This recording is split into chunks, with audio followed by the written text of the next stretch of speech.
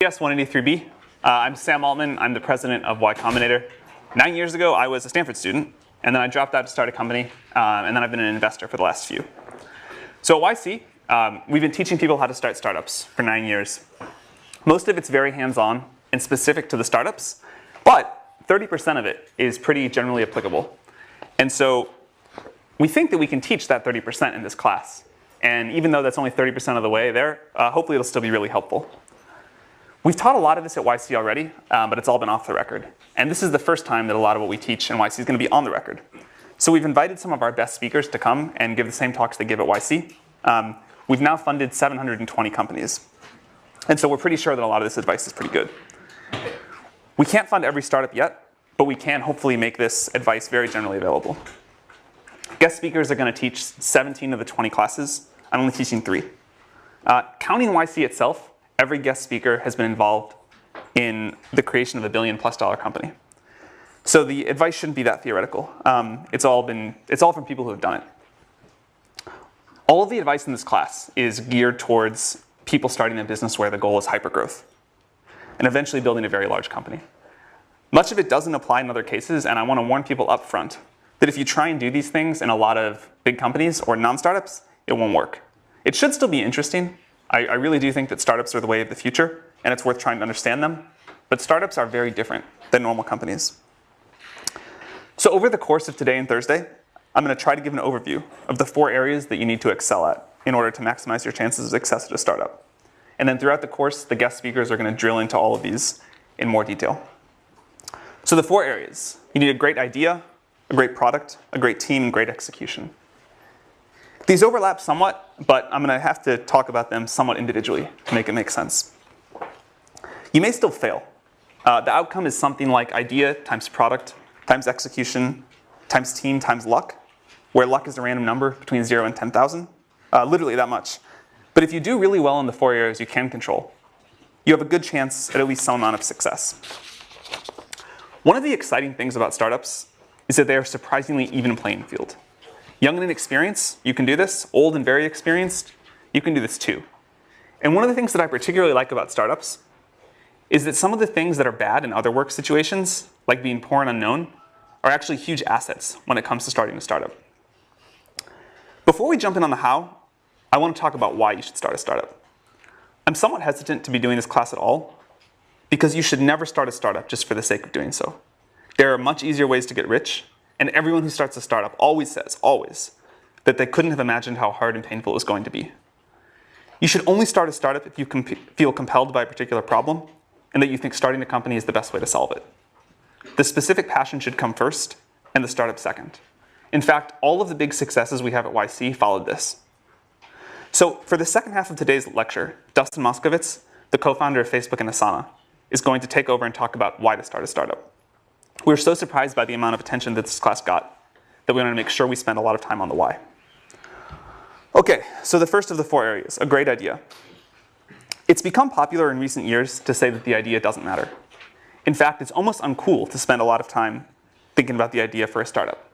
You're just supposed to start, throw stuff at the wall, see what sticks, and not even spend any time thinking about if it'll be valuable if it works. And pivots are supposed to be great. The more pivots, the better. So this isn't totally wrong. Things do evolve in ways that are difficult to predict. And there's a limit to how much you can figure out without actually getting a product in the hands of users. And great execution is at least 10 times more important and 100 times harder than a good idea. But the pendulum has swung way out of whack here. A bad idea is still bad, and the pivot-happy world that we're in today feels really suboptimal. Great execution towards a terrible idea will get you nowhere. There are exceptions, of course, but most great companies start with a great idea, not a pivot. If you look at successful pivots, they almost always are a pivot into something the founders themselves wanted, not a random made-up idea. Airbnb happened because Brian Chesky couldn't pay his rent, but he did have some extra space. In general, though, if you look at the track record of pivots, they don't become big companies. I myself used to believe ideas didn't matter that much, but I'm very sure that's wrong now. The definition of the idea as we talk about it is very broad. It includes the size and the growth of the market, the growth strategy for the company, the defensibility strategy, and so on. When you're evaluating an idea, you need to think through all these things, not just the product. If it works out, you're going to be working on this for 10 years. So it's worth some real upfront time to think through the long-term value and the defensibility of the business. Even though plans themselves are worthless, the exercise of planning is really valuable and totally missing in most startups today. Long-term thinking is so rare anywhere, but especially in startups, that it's a huge advantage if you do it. Remember that the idea will expand and become more ambitious as you go. You certainly don't need to have everything figured out in a path from here to world domination, but you really want a nice kernel to start with. You want something that can develop in interesting ways. As you're thinking through ideas, another thing that we see young founders get wrong all the time is that someday you need to build a business that's difficult to replicate. This is an important part of a good idea. I want to make this point again because it's so important. The idea should come first and the startup should come second. Wait to start a startup until you come up with an idea you feel compelled to explore. This is also the way to choose between multiple ideas. If you have several ideas that all seem pretty good, work on the one that you think about most often when you're not trying to think about work. But we hear again and again from founders that they wish they had waited to start a startup until they came up with an idea that they really loved. Another way of looking at this is that the best companies are almost always mission-oriented. It's difficult to get large groups of people to the extreme levels of focus and productivity that you need for a startup to be successful, unless the company feels like an important mission. And it's usually really hard to get that without a great founding idea. A related advantage of mission-oriented ideas is that you yourself will be dedicated to them. It takes years and years, usually a decade, to create a great startup. If you don't love and believe in what you're building, you're likely to give up at some point along the way. There's no way I know of to get through the pain of a startup without belief that the mission really matters. A lot of founders, especially students, believe that their startup's only going to take 2 or 3 years, and then after that they'll work on what they're really passionate about. That almost never works. Good startups usually take 10 years. A third advantage of mission-oriented companies is that people outside the company are more willing to help you. You'll get more support on a hard, important project than a derivative one. When it comes to starting startups, in many ways it's easier to start a hard startup than an easy startup. This is one of those counterintuitive things that takes people a long time to understand. It's difficult to overstate how important being mission-driven is, so I want to emphasize it one last time. Derivative companies, companies that copy an existing idea with very few new insights, don't excite people, and they don't compel the teams to work hard enough to be successful. Paul Graham is going to talk about how to get startup ideas next week. It's something that a lot of founders struggle with, but it's something I believe you can get better at with practice, and it's definitely worth trying to get better at. The hardest part about coming up with great ideas is that the best ideas often look terrible at the beginning. The 13th search engine, and without all the features of a web portal, most people thought that was pointless. Search was done, and anyway, it didn't matter that much. Portals were where the value was at. The 10th social network, and limited only to college students with no money, also terrible. MySpace had won, and who wants college students as customers? Or a way to stay on strangers' couches. That just sounds terrible all around. These all sounded really bad, but they turned out to be good. If they had sounded really good, there would have been too many people working on them. As Peter Thiel is going to discuss in the 5th class, you want an idea that turns into a monopoly. But you can't get a monopoly in a big market right away. Too much competition for that. You have to find a small market in which you can get a monopoly and then quickly expand. This is why some great startup ideas look really bad at the beginning.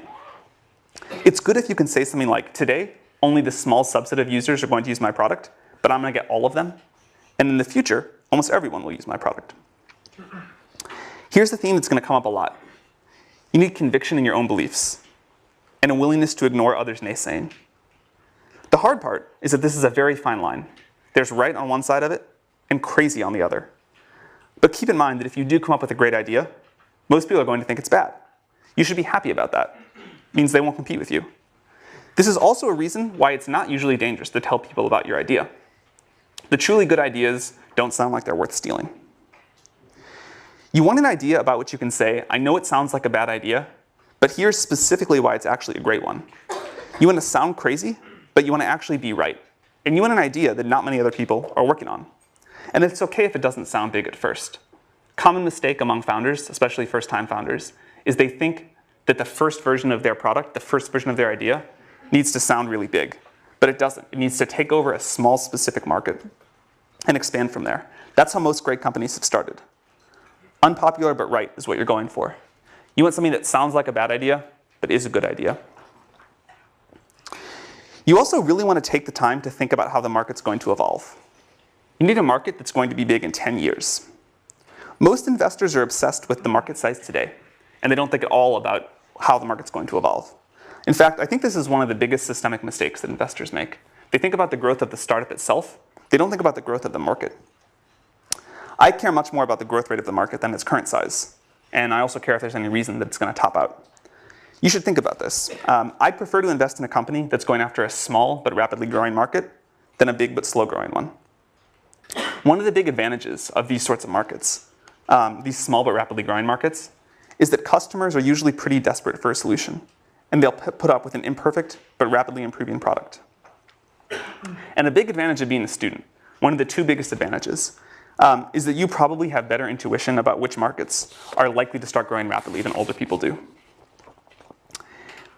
Another thing that students usually don't understand, or at least takes a while, you cannot create a market that doesn't want to exist.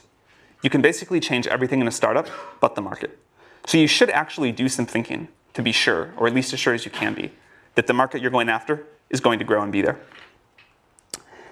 There are a lot of different ways to talk about the right kind of market. For example, surfing someone else's wave, or stepping into an up elevator, or being part of a movement. But all of this is just a way of saying you want a market that's going to grow really quickly. It may seem small today, it may be small today, but you know, and other people don't, that it's going to grow really fast.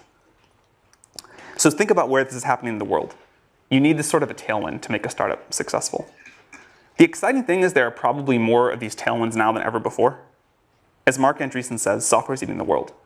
It's just everywhere. There are like so many great ideas out there.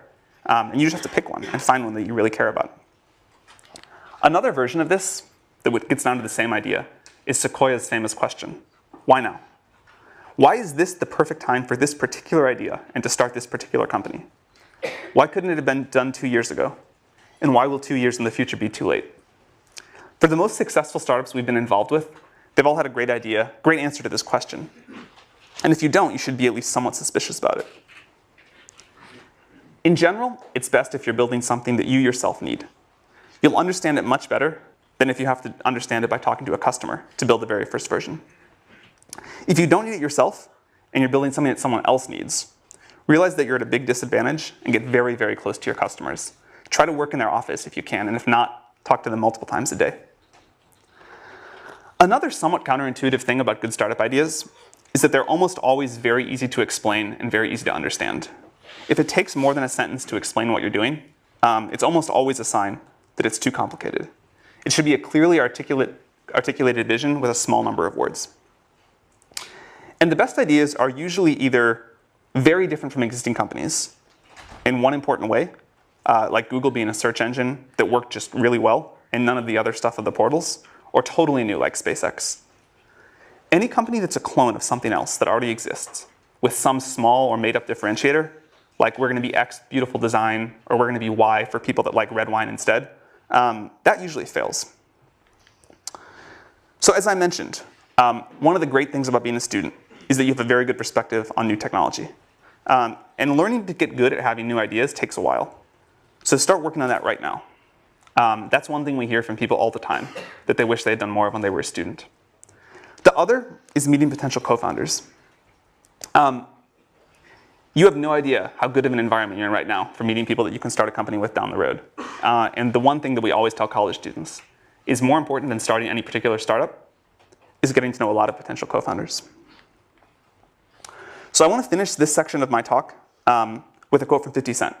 This is from when he was asked about vitamin water. I won't read it, it's up there. But it's about the importance of thinking about what customers want and thinking about the demands of the market. Most people don't do this. Most students especially don't do this. If you can just do this one thing, if you can just learn to think about the market first, you will have a big leg up on most people starting startups. And this is probably the thing that we see wrong with Y Combinator apps most frequently, is that people have not thought about the market first and what people want first. So for the next section, I'm going to talk about building a great product. And here again, I'm going to use a very broad definition of product. It includes customer support and copyright explaining the product. anything involved in your customer's interaction with what you built from them. To build a really great company, you first have to turn a great idea into a great product. This is really hard, but it's crucially important, and fortunately, it's pretty fun. Although great products are always new to the world, and it's hard to give you advice about what to build, there are enough commonalities that we can give you a lot of advice about how to build it. One of the most important tasks for a founder is to make sure that the company builds a great product. Until you've built a great product, almost nothing else matters. When really successful startup founders tell the story of their early days, it's almost always sitting in front of the computer working on their product or talking to their customers. That's pretty much all the time. They do very little else. And you should be very skeptical if your time allocation is much different. Most other problems that founders are trying to solve, raising money, getting more press, hiring, business development, etc., these are significantly easier when you have a great product. It's really important to take care of that first. Step one is to build something that users love. At YC, we tell founders to work on their product, talk to users, exercise, eat, and sleep, and very little else. All the other stuff I just mentioned, PR, conferences, recruiting advisors, doing partnerships, you should ignore all of that and just build a product and then get it as good as possible by talking to your users. Your job is to build something that users love. Very few companies that go on to be super successful get there without first doing this. A lot of good on paper startups fail because they merely make something that people like. Making something that people want, but only a medium amount, is a great way to fail and not understand why you're failing. So these are the two jobs. Something that we say at YC a lot is that it's better to build something that a small number of users love than a large number of users like.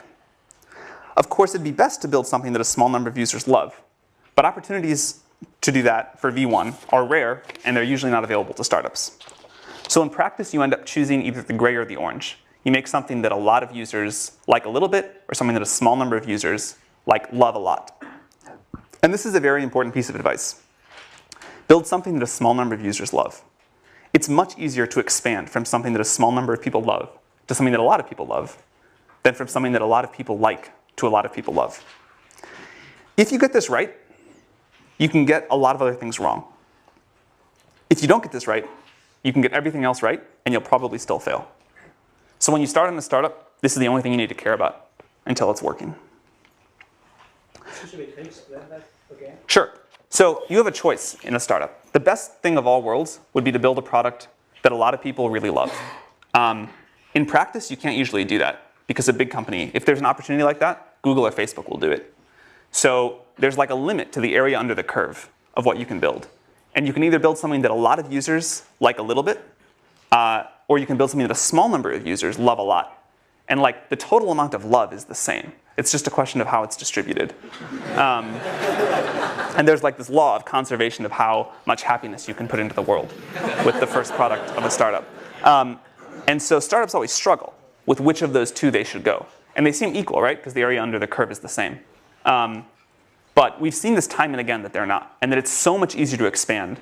Once you've got something that some people love, you can expand that to something that a lot of other people love. But if you only get ambivalence or sort of weak enthusiasm, and then try to expand that, you'll never get up to a lot of people loving it. So the advice is find a small group of users and make them really love what you're doing. Does that make sense? All right. One way that you know when this is working is that you'll get growth by word of mouth. If you make something people love, people will tell their friends about it. This works for consumer products and enterprise products as well. When people really love something, they tell their friends about it, and you'll see organic growth. If you find yourself talking about how it's okay that you're not growing because there's a big partnership that's going to come save you or something like that, it's almost always a sign of real trouble. Sales and marketing are really important, and we're going to have 2 classes on them later. But if you don't have some early organic growth, then your product probably isn't good enough yet. A great product is the secret to long-term growth hacking. You should get that right before you worry about anything else. It doesn't get easier to put off making a great product. If you try to build a growth machine before you have a product that some people really love, you're almost certainly going to waste your time. Breakout companies almost always have a product that's so good that it grows by word of mouth. Over the long run, great products win. Don't worry about your competitors raising a lot of money and what they may do in the future. They probably aren't very good anyway. Very few startups die from competition. Most die because they themselves fail to make something users love. They spend their time on other things. So worry about this above all else. Another piece of advice to make something that users love, start with something simple. It's much, much easier to make a great product if you have something simple. Even if your eventual plans are super complex, and hopefully they are, you can almost always start with a smaller subset of the problem than whatever you think is the smallest. And it's hard to build a great product, so you want to start with as little surface area as possible. Think about the really successful companies and what they started with. Think about products that you really love. They're generally incredibly simple to use, and especially to get started using. The first version of Facebook was almost comically simple. The first version of Google was just an ugly web page with a text box and 2 buttons, but it returned the best results, and that's why users loved it. The iPhone is far simpler to use than any smartphone that ever came before it, and it was the first one that people really loved. Another reason that simple is good is because it forces you to do one thing extremely well, and you have to do that to make something that people love.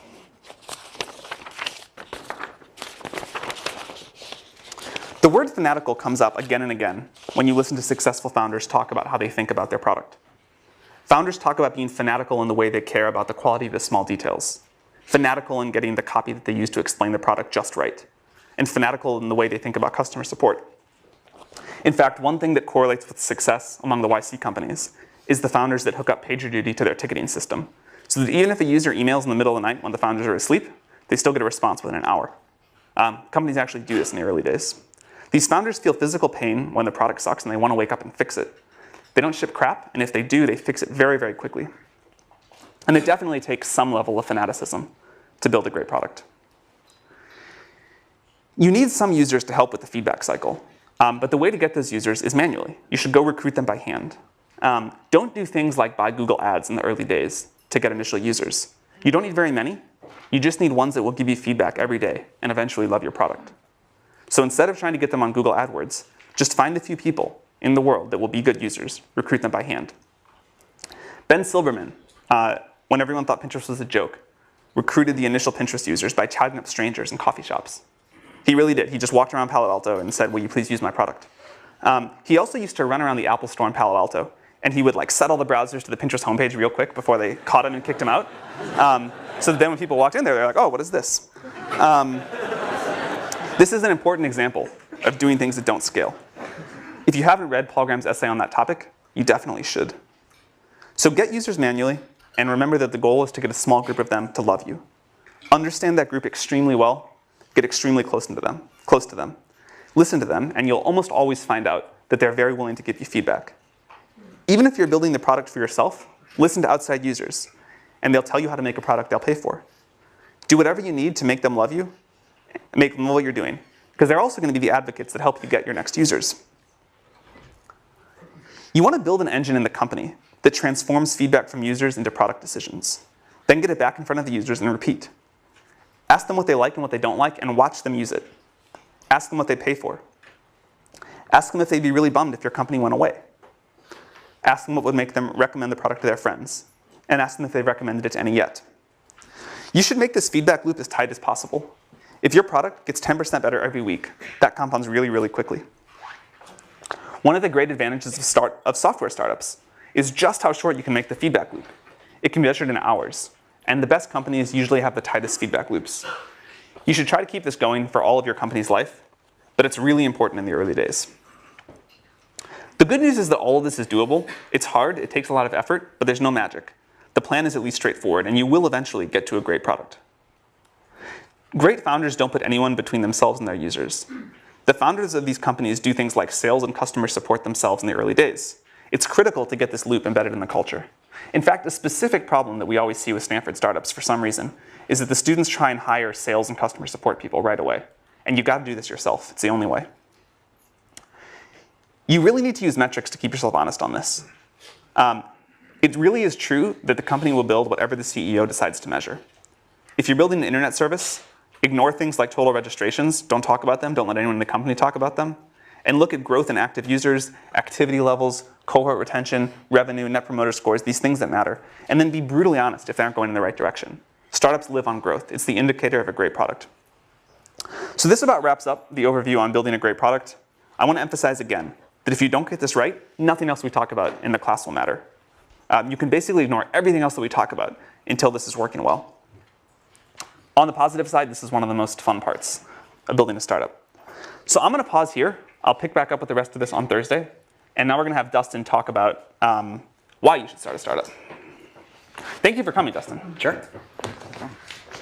But yeah, so Sam asked me to talk about why you should start a startup. There's a bunch of reasons you might have. There's a bunch of common reasons that people have that I hear all the time for why you might start a startup. It's important to know like what reason is yours, because some of them only make sense in certain contexts. Some of them will actually like lead you astray. You may have been misled by the way that Hollywood or the press likes to romanticize entrepreneurship. So I want to try and like illuminate some of those potential fallacies so you guys can make the decision in a clear way. And then I'll talk about the reason I like best for actually starting a startup. It's very related to a lot of what Sam just talked about. But surprisingly, I don't think it's the most common reason. Usually people have one of these other reasons, or they just want to start a company for the sake of starting a company.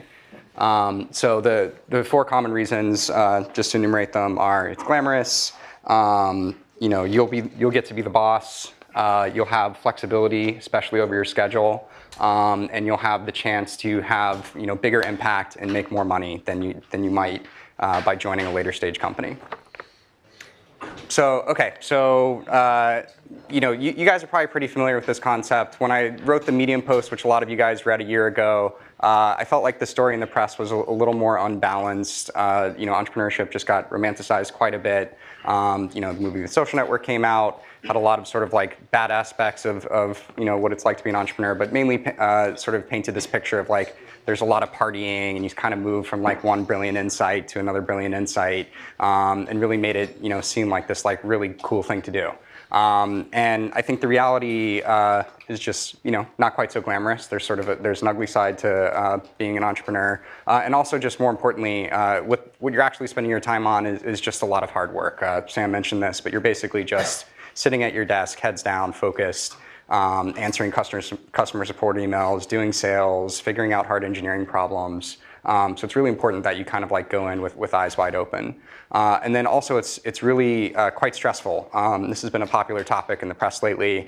The Economist actually ran a story just last week called like Entrepreneurs Anonymous, and shows like a founder kind of like hiding under his desk and talking about like founder depression. This is like a very real thing. Like, let's be real. If you start a company, it's going to be extremely hard. Why is it so stressful? So a couple reasons. One is you've got a lot of responsibility. People in any kind of career have fear of failure. It's kind of just like a dominant part of the psychology. But when you're an entrepreneur, you have fear of failure on behalf of yourself and all of the people who decided to follow you. So that's really stressful. In some cases, these people are depending on you for their livelihood. Even when that's not true, they've decided to devote the best of your years of their life to following you. And so you're responsible for the opportunity cost of their time. So that's a big deal. And you're always on call if something comes up. Maybe not always at 3 in the morning, but for some startups that's true. But if something important comes up, you're going to deal with it. That's kind of the end of the story. Doesn't matter if you're on vacation. Doesn't matter if it's the weekend. You kind of always got to be on the ball and always be in a place mentally where you're prepared to deal with those things. And then a sort of special example of that or of this kind of stress is fundraising. So scene from The Social Network. This is us partying and working at the same time, and somebody's spraying champagne everywhere. So The Social Network spends a lot of time kind of painting these scenes. Mark's not in the scene. The other thing they spend all their time on is kind of like painting him out to be a huge jerk. This computer? Yeah. Oh. Okay, so this is an actual scene from. See, I'm going to move this just a little. Oh no. This will work. This will work. Okay. On the PDF as well. Yeah. Okay. Okay, cool. So this is an actual scene from Palo Alto. Spent a lot of time at this desk, just kind of heads down and focus. Mark was still kind of a jerk sometimes, but in this more like fun, lovable way, and not a like sociopathic scorn lover way. So this is him like signaling his intention to just be focused and keep working, not be social.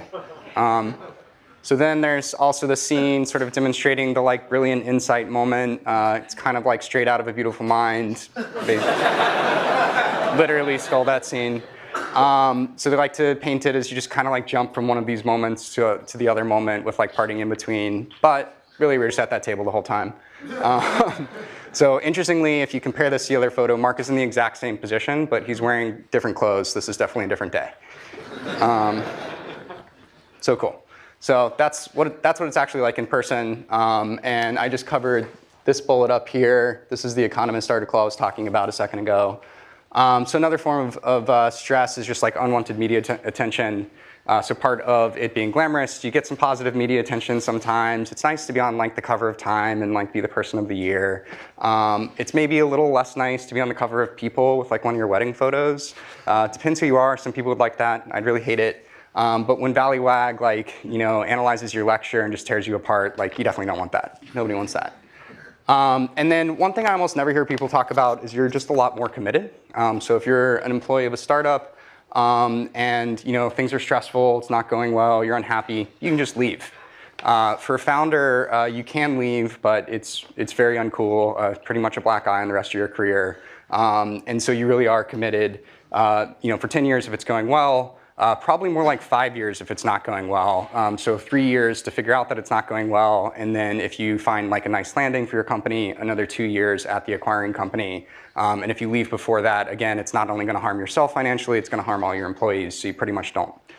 So if you're lucky and you have a bad startup idea, you fail quickly, but most of the time it's not like that. All right, moving right along. And I should say, I've had a lot of this stress in my own life, especially in the early years of Facebook. I just got really unhealthy. I wasn't exercising, had a lot of anxiety, actually like threw out my back like almost every 6 months, like when I was like 21, 22, which is like pretty crazy. And so if you do start a company, be aware that you're going to have to deal with this and you have to actually manage it. It's actually like one of your core responsibilities. Ben Horowitz likes to say like the #1 role of a CEO is managing your own psychology. It's absolutely true. Make sure you do it. So another reason, so people, especially if they've already had a job at another company, you tend to develop this narrative of like, okay, like the people running this company are idiots. They're making all these stupid decisions. They're spending their time in these stupid ways. I'm going to start a company and I'm going to do it better. I'm going to like set all the rules. It's a pretty attractive idea. Makes a lot of sense. If you've read my Medium post, you know it's coming. I'll give you guys a second to read this quote.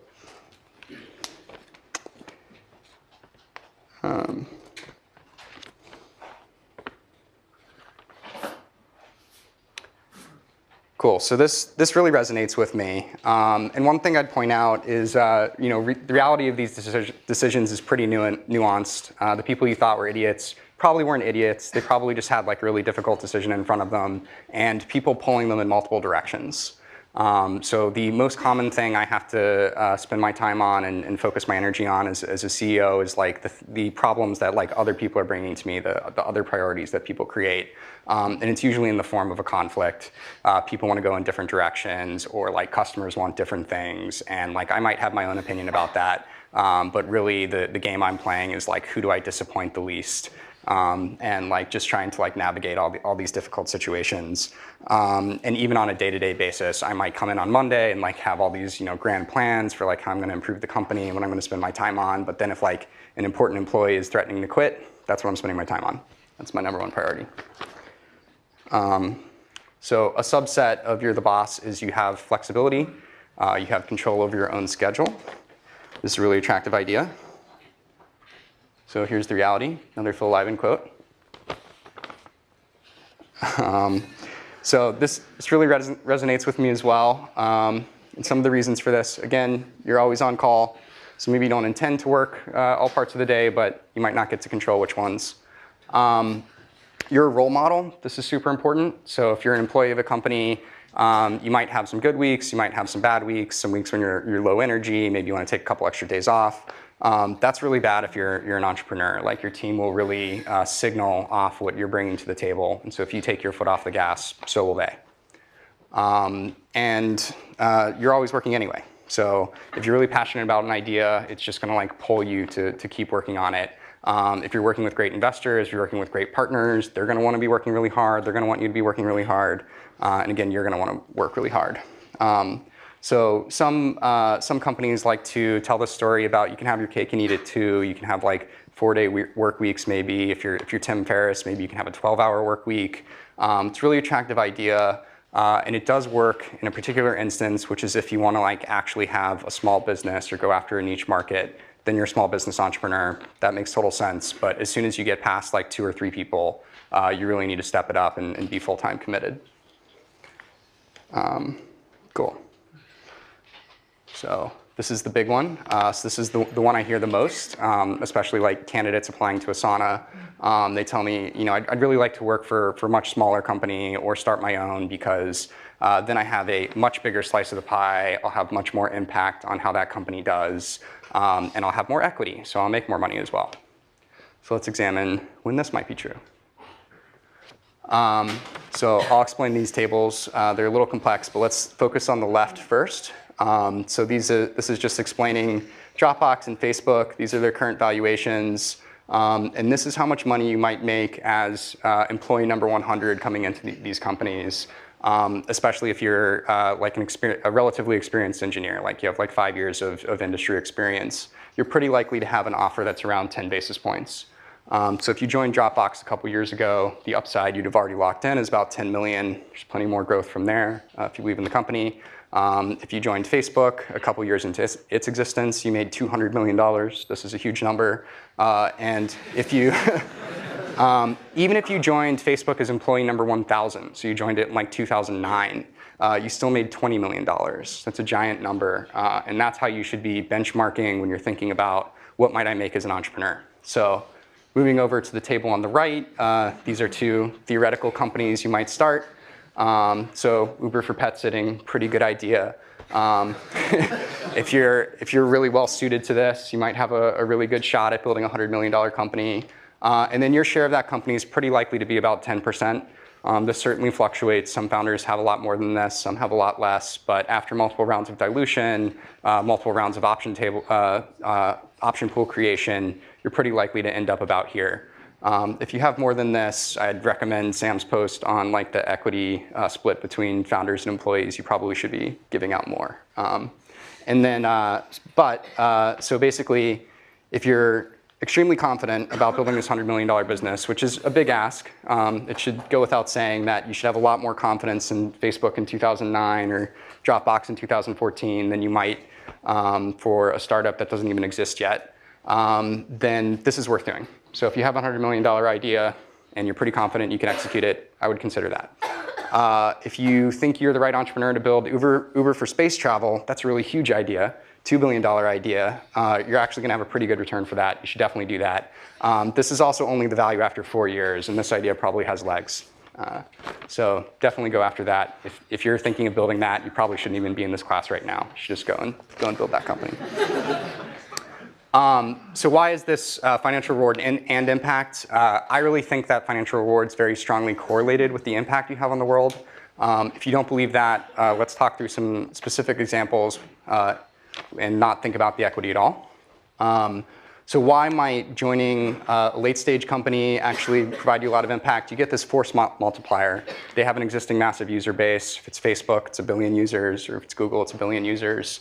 They have existing infrastructure you get to build on. That's also increasingly true for new startups, thanks to like AWS and all these like awesome independent service providers. But you usually get some like proprietary technology and it's all maintained for you. It's a pretty great place to start. And you get to work with a team and they'll help you just leverage your idea into something great. So a couple specific examples. Brett Taylor came into Google as around employee number 1,500, and he invented Google Maps. This is a product you guys probably use every day. I used it to get here, and it's used by hundreds of millions of people all around the world. Didn't need to start a company to do that. Did happen to get a big financial reward, but the point is you had massive impact.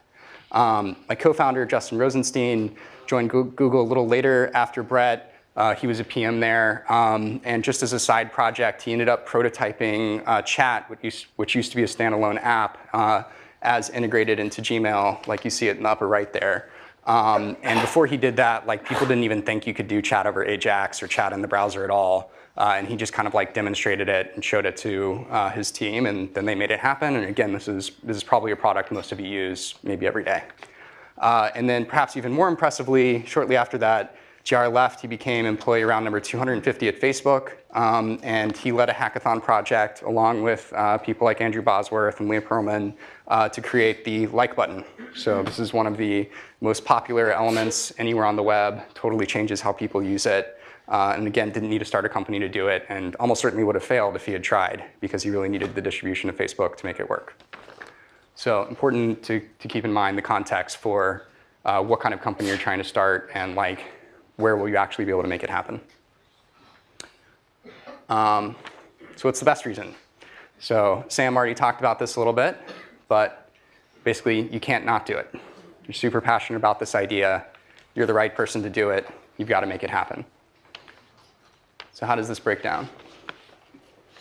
So we're getting close to the end here. Am I doing that time? Cool. Sweet, perfect. This is sort of like a wordplay. You can't not do it in two ways. One is you're so passionate about it that you have to do it. You're going to do it anyway. And this is really important because you'll need that passion to get through all of those like hard parts of being an entrepreneur that we talked about earlier. You'll also need it to effectively recruit. Candidates can smell when you don't have passion, and there are enough entrepreneurs out there who do have passion that they may as well work for one of those. So this is sort of like table stakes for being an entrepreneur. Your subconscious can also tell when you don't have passion, and that'll be a huge problem. And then so the other way to interpret this is the world needs you to do it. So this is sort of validation that the idea is important. It's going to make the world better, so the world needs it. If it's not something the world needs, go do something the world needs. Your time's really valuable. There are plenty of good ideas out there. Maybe it's not one of your own, maybe it's an existing company, but you may as well work on something that's going to be good. And then the second way to interpret this is the world needs you to do it. You're actually well suited to this problem in some way.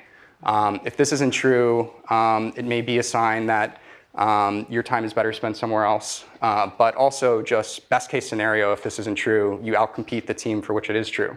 And you just end up with like a suboptimal outcome for the world. That doesn't feel very good.